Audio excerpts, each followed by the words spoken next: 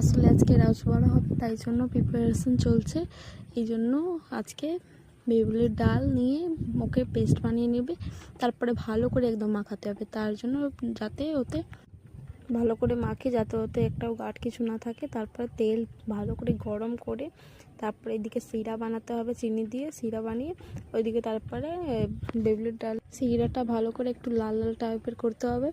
তারপরে চিনি লাগে এই মধ্যে প্রচুর। তারপরে এইদিকে দিয়ে দিয়েছি, দেওয়ার পরে একটু ভাজা ভাজা হবে, লাল করতে পারো তোমরা, নাহলে হোয়াইট হোয়াইট করতে পারো।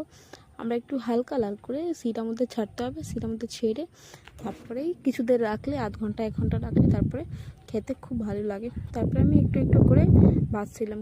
আমরা 250 মতন করেছিলাম, অনেক ভালো হয়েছিল। আর আপনারাও কমেন্ট করবেন, আর ভালো লাগলে লাইক করে দিবেন আর শেয়ার করবেন। Thank you for watching.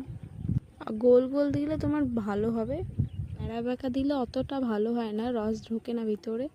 আর এমনি এরম গোল গোল দিলে খুব সুন্দর হবে।